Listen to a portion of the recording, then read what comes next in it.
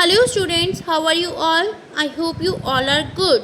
Today we are going to study a chapter number 5, that is climate, of your SST book. So this is your SST book. Now take out your SST book and open page number 29. तो chapter number 5 is climate. Climate क्या होता है हमारा? मौसम. There is a constant change in the atmosphere that surrounds the earth. अभी हमारे atmosphere में constantly means day to day changes होते रहते हैं जो कि हमारे एटमॉस्फेयर में होते हैं और हमारे एटमॉस्फेयर में हमारी अर्थ पर चारों तरफ होते हैं. Air temperature, air pressure, wind, rainfall, humidity are present in the atmosphere. अभी हमारे एटमॉस्फेयर में क्या क्या होता है? Air temperature, air pressure, wind, rainfall, humidity, ये सब हमारे जो एटमॉस्फेयर में पाया जाता है. Now what is weather and what is climate? Weather is the condition of the atmosphere at a particular place and time. It changes from day to day. Weather may even change from morning to evening. Weather एक ऐसी condition होती है atmosphere की जो कि एक particular place और time के साथ अलग अलग जगहों पर अलग अलग तरह से होती है एंड ये हमारी डे टू डे चेंज होती है. इनफैक्ट जो हमारा वेदर है वो मॉर्निंग से इवनिंग में भी, सुबह शाम में भी चेंज होता रहता है. Weather affects us in many ways. Weather हमें बहुत सारे तरीक़ों से अफेक्ट करता है, जैसे कि for example we choose our clothes according to the weather. जो हम अपने क्लोथ्स हैं वो भी वेदर के अकॉर्डिंग ही चूज़ करते हैं. दैट मीन्स समर में हम समर क्लोथ्स पहनेंगे, विंटर में हम विंटर क्लोथ्स पहनेंगे.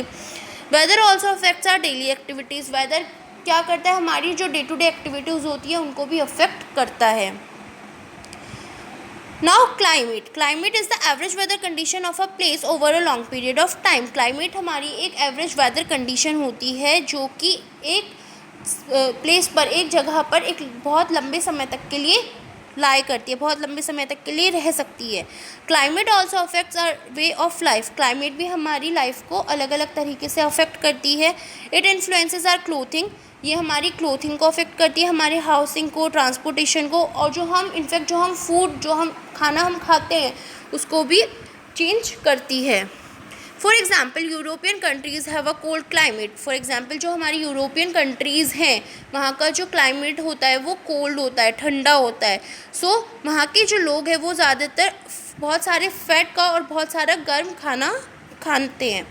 सम reasons are hot and wet throughout the year. कुछ इलाके जो हैं, कुछ जगह जो हैं वो हमेशा पूरे साल गर्म और वेट मीन्स मॉइस्चर वाली रहती हैं. So weather changes from day to day. So weather जो है हमारा वो डे टू डे चेंज होता है, बट क्लाइमेट एक जगह पर काफ़ी समय के लिए रह सकता है. Now climatologist. क्लाइमेटोलॉजिस्ट कौन होते हैं? People who study climate. जो लोग क्लाइमेट के बारे में स्टडी करते हैं उनको हम क्या बोलते हैं? Climatologist. Climatologists have concluded that the factors that influence climate are latitude, altitude, ocean currents, wind patterns, etc. Climatologist ने क्या क्या बताया जो फैक्टर्स हमारे क्लाइमेट को इन्फ्लुएंस करते हैं वो क्या क्या होते हैं? Latitude, altitude means a height of the place, ocean currents, wind की जो पैटर्न है, विंड किस हिसाब से हमारी चल रही है, वो ये सब फैक्टर्स हमारे क्लाइमेट को इफ़ेक्ट करते हैं. The presence of high mountains, oceans and desert in an area also affect the climate in and around that area. अभी हाई माउंटेन्स के होने से, ओशन के होने से, डेजर्ट के होने से उस एरिया के ऊपर डिपेंड, उस एरिया का जो क्लाइमेट है, जो उस एरिया में जो चेंज आता है वो भी उन सब फिजिकल फीचर्स के ऊपर डिपेंड करता है. The best way to study climate and why it varies is to look at the climate regions of the world in figure 5.2. अभी हम फिगर 5.2 में क्या पढ़ेंगे? अलग अलग टाइप के क्लाइमेट अलग अलग जगह पर कैसे होते हैं.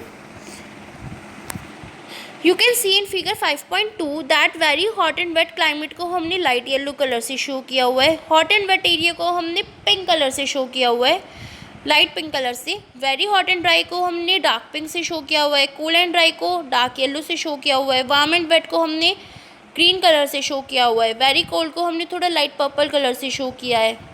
एंड मेडिटेरियन, जो हमारा जो मेडिटेरियन क्लाइमेट है उसको हमने किससे शो किया हुआ है? ऑरेंज कलर से शो किया हुआ है. ओके. नाउ अभी जो फैक्टर्स हमारे क्लाइमेट को इन्फ्लुएंस करते हैं, अफेक्ट करते हैं, उसके बारे में हम पढ़ते हैं. First one is latitude. Latitude वैसे तो हमने चैप्टर 2 में भी पढ़ा था, बट यहाँ पर लेटीट्यूड का क्या मीनिंग है? We know that the earth receives all its heat from the sun. हमें पता है कि अर्थ अपनी सारी हीट कहाँ से एब्जॉर्ब करती है, कहाँ से लेती है? सन से लेती है. In figure 5.3, you will notice that the equator being nearer to the sea, that the poles for most part of the year receives more sunlight. Figure 5.3 में हम देख सकते हैं कि जो भी हमारी सन से जो भी हमारी रेज निकलती है वो डायरेक्ट किस पर फॉल होती है, इक्वेटर पे फॉल होती है. सो वहाँ का इक्वेटर में भी कहाँ पर, वो जो वहाँ के जो पोल्स होते हैं वो most of the year sunlight receive करते हैं. This direct heat makes the area between the equator and the Tropic of Cancer in the northern hemisphere and the Tropic of Capricorn in the southern hemisphere the hottest regions in the world. और इन direct rays के equator पे fall होने से equator से Tropic of Cancer northern part में, northern hemisphere में equator से ट्रॉपिक ऑफ कैंसर के बीच का एरिया होता है जो वहाँ पे डायरेक्ट सन की रेज जाती हैं. एंड सदर्न पार्ट में हमारी इक्वेटर से ट्रॉपिक ऑफ कैप्रिकॉर्न के जो बीच का एरिया होता है वहाँ पर हमारी सन की डायरेक्ट रेज जाती हैं. सो वहाँ पर ऑल ओवर द ईयर गर्म मौसम होता है. Second one is the highest above sea level. Height above sea level means altitude also. Another factor that influence climate is altitude और height above sea level. जो अभी हमारा दूसरा फैक्टर क्लाइमेट को इन्फ्लुएंस करता है वो क्या है, हमारा altitude और height above sea level. The higher we go, the colder it gets. जितना हम ऊपर जाएंगे, जितनी हाइट पर हम जाएंगे किसी भी प्लेस की, उतनी वहाँ पर क्या होगी, ठंड होगी, उतनी हमें कम गर्मी लगेगी. Areas that are located at a high altitude have a cold climate. जो एरिया हमारे हाई ऑल्टीट्यूड पर है, मीन्स हाईएस्ट प्लेस पर है, वहाँ वो एरिया हमारे कोल्ड रहते हैं, मीन्स ठंडे एरिया रहते हैं. We know that most of the mountain peaks are covered with ice, particularly in winter. हमें पता है जो हमारी माउंटेन पीक्स होती है, जो हमारी पर्वत की चोटी होती हैं, वो आइस से कवर होती है मोस्टली कब, विंटर सीजन में. This is because the temperature at higher altitudes is very low. क्योंकि जो हमारे हायर ऑल्टीट्यूड, जो हमारे ज़्यादा हाइट वाले जो एरिया होते हैं, वहाँ का जो टेम्परेचर है वो कम रहता है. This explains why hill stations like Shimla, Nainital and Darjeeling are cold even in summer.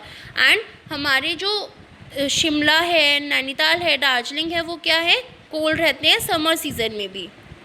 Okay, now wind. अभी हम विंड के बारे में पढ़ेंगे. Third one is wind.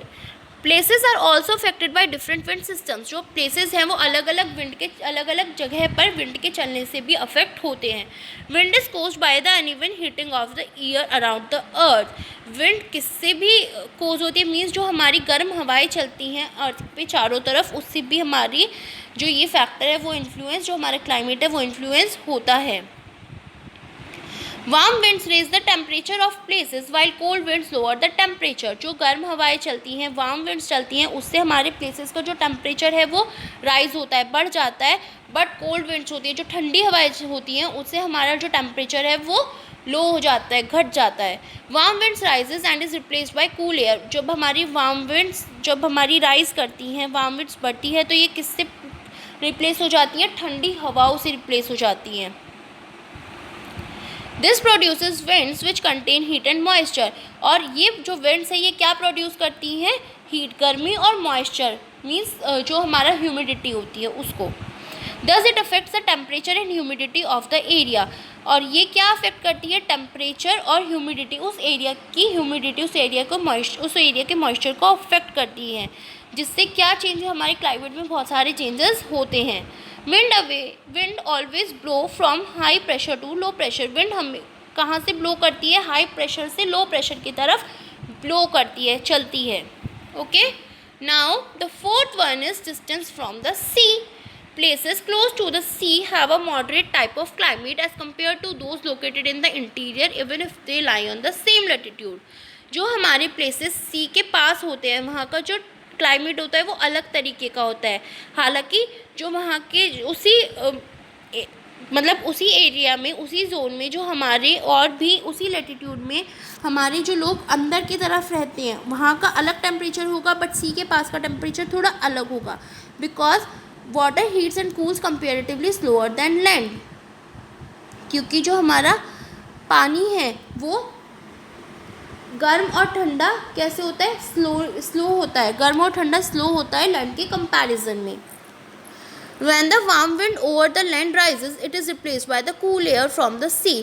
जब हमारी लैंड पर वार्म विंड चलती है तो वो किससे रिप्लेस हो जाती है, सी की ठंडी ठंडी हवाओं से। This sea breeze cools the coastal areas in summer and warms them in winter. ये सी ब्रिज कोस्टल प्लेन्स को क्या करती है, कूल करती है, ठंडा करती है, किसमें, समर सीजन में भी, और विंटर में ये क्या करती है, उनको वार्म गर्म करती हैं। On the other hand places far from the sea have an extreme climate. और दूसरी जगह पर क्या होता है, ये जो हमारे प्लेसेस होते हैं जो सी के थोड़े से फार होते हैं, मीन्स थोड़े से अवे होते हैं, वो क्या कर, वहाँ का जो टेम्परेचर है, वहाँ का जो मौसम है वो थोड़ा सा एक्सट्रीम टाइप का, अलग तरीके का होता है। Now the last one, now humidity. अभी हम ह्यूमिडिटी के बारे में पढ़ते हैं। Humidity is the presence of moisture in the air. Humidity क्या होते हैं, हमारे एयर में मॉइस्चर, मीन्स जो हमारी एयर में नमी होती है वो हमारी ह्यूमिडिटी होती है। Thus the degree of humidity of a place is related to its distance from the sea. हमारी ह्यूमिडिटी की जो डिग्री होती है एक जगह की, जो हमारा ह्यूमिडिटी का जो टेम्परेचर होता है वो किसके ऊपर डिपेंड करता है, सी के डिस्टेंस के ऊपर डिपेंड करता है। Wind blowing over the sea collect moisture and make the climate in the coastal areas very humid. जो हमारी विंड किस पे चलती हैं, सी के साथ जो हमारी विंड चलती हैं, वो जो मॉइस्चर हमारा होता है वो उन कोस्टल एरिया के क्लाइमेट के ऊपर डिपेंड करता है। और जो कोस्टल एरिया का जो क्लाइमेट होता है वो बहुत ज़्यादा ह्यूमिड होता है, मॉइस्चर से भरा हुआ होता है। Humidity makes you sweat a great deal. Humidity से, मॉइस्चर से क्या होता है, हमारी जो हमें बहुत ज़्यादा स्वेट आता है, बहुत ज़्यादा हमें उससे डील करना पड़ता है। These areas are known as the hot और टॉरिड जोन। और इन एरिया को हम हॉट और टॉरिड जोन भी कहते हैं। Tropical climates found in these areas. और यहाँ पे थोड़ा सा गर्म हमारा एनवायरनमेंट होता है इस एरिया में। As we move away from the equator, the sun's rays get diffused. जब हम इक्वेटर से दूर होते चले जाते हैं तो जो सन की रेज हैं वो भी कम होती चली जाती हैं। Thus the farther we are from the equator, the colder it's the climate. जितना जितना हम इक्वेटर से दूर होंगे उतना वहाँ का टेम्परेचर जो है, क्लाइमेट जो है वो ठंडा होगा। Towards the poles, the sun rays strike the earth at a slant. और जो ये हमारी जो सन की जो रेज हैं वो एक स्लैंटिंग वे में, मीन्स तिरछी जाती हैं। नॉर्दर्न हेमिस्फीयर में इन एरियाज़ को हम टुंड्रास कहते हैं। और इनका जो क्लाइमेट होता है वहाँ का पोलर क्लाइमेट होता है, मीन्स कोल्ड क्लाइमेट होता है। एंड आर्कटिक सर्कल और नॉर्थ पोल के बीच का एरिया एंड अंटार्कटिक सर्कल और साउथ पोल के बीच के एरिया को हम कोल्ड और फ्रिजिड जोन भी कहते हैं। Between the tropical areas and the polar regions lies the temperate zone. अभी ट्रॉपिकल एरिया और पोलर रीजन के बीच का जो हमारा जोन होता है उसको हम क्या बोलते हैं, temperate zone. This region has a mild climate which is neither too hot not too cold. और यहाँ का जो रीजन होता है, जो एरिया होता है, उसका क्लाइमेट माइल्ड होता है, जिससे कि जो यहाँ का जो एरिया होता है ना तो ज़्यादा गर्म होता है और ना ही ज़्यादा ठंडा होता है। Thus the degree of warmth of a region depends on the distance from the equator. So इस इलाके की, इस एरिया की जो डिग्री होती है, जो टेम्परेचर होता है वो किस पर डिपेंड करता है, इक्वेटर की डिस्टेंस के ऊपर डिपेंड करता है। The greater the distance from the equator of a region the less hot in its climate. जितना जितना हमारा इक्वेटर से डिस्टेंस जितना ज़्यादा होगा उतना कम वहाँ का गर्म टेम्परेचर होगा। ओके, अभी इसी पेज पर हमारे ऊपर डिड यू नो है, अभी हम उसको पढ़ते हैं। People who forecast weather are called meteorologist. अभी हमने पीछे फर्स्ट पेज पे क्या पढ़ा था कि जो लोग क्लाइमेट के बारे में स्टडी करते हैं उनको हम क्लाइमेटोलॉजिस्ट कहते हैं, बट जो लोग वेदर के बारे में स्टडी करते हैं उनको हम मेटेरोलॉजिस्ट कहते हैं। They are able to do so with the help of satellites. और वो ऐसा करने में किससे कर सकते हैं, किसकी हेल्प से, सैटेलाइट्स की हेल्प से वो ऐसा कर सकते हैं। Metrologist give us information regarding temperature, humidity, rainfall etcetera of a place. अभी जो मेट्रोलॉजिस्ट होते हैं वो हमें किसके बारे में इंफॉर्मेशन प्रोवाइड करते हैं, टेम्परेचर के बारे में, ह्यूमिडिटी के बारे में, जो हमारा रेनफॉल होगी उसके बारे में, किसी भी प्लेस की। Okay, now we are going to study this chapter in brief.